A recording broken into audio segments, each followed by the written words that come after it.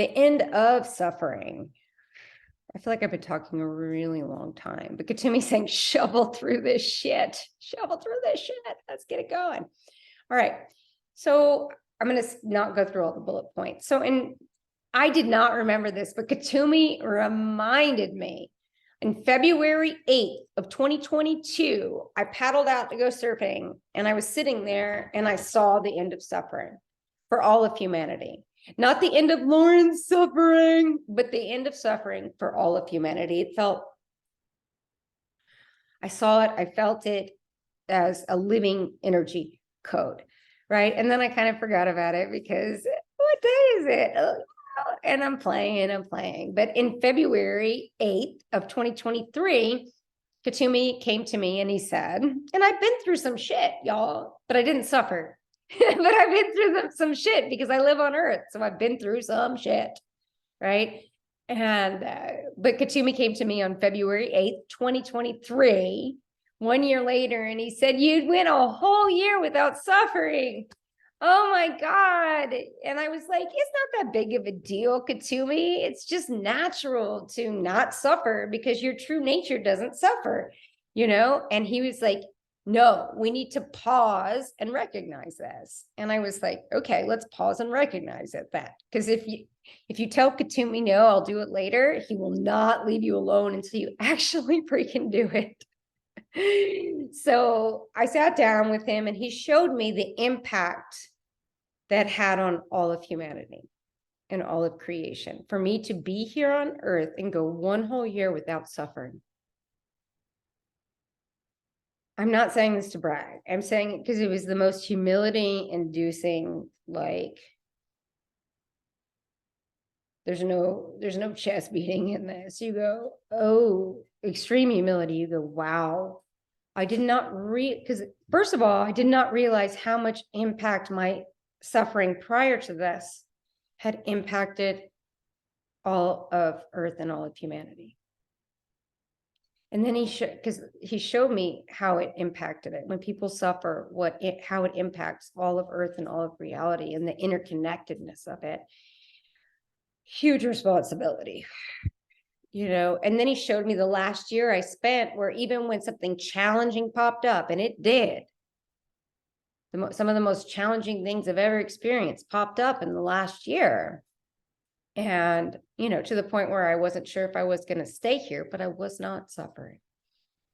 Because I was always tapped into the part of myself that doesn't even know what suffering is. But he showed me the impact that had on all of Earth and all of humanity, and what a service it was to not suffer for an entire year. And it blew me away.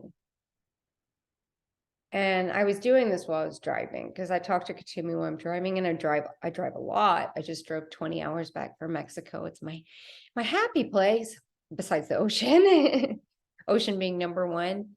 And what happened next is,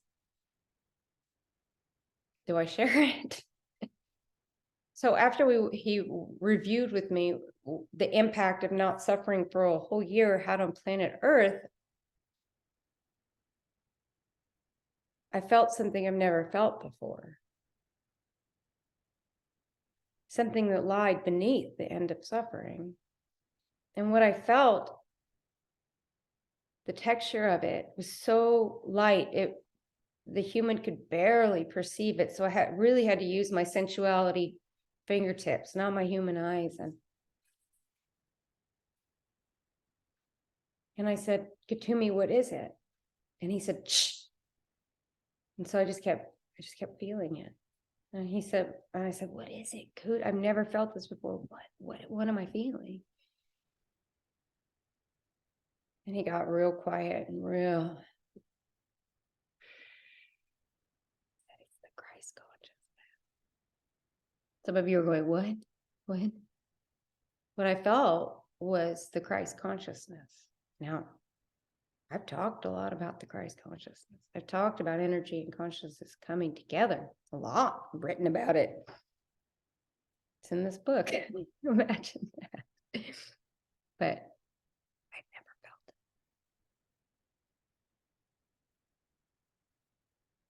that whole year of no suffering, even though I met some of the most challenging parts and pieces of myself, I did not suffer. There was this substance, this texture, this feeling, sensation. It was the Christ consciousness. And, I'm driving and I'm going, holy fucking shit. Right. I know nothing. Everything's really not the way I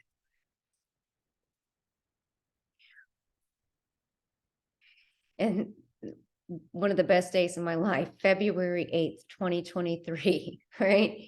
And then I woke up the next day, and you know what happens the next day, right? Anything that's not that comes up to integrate into that.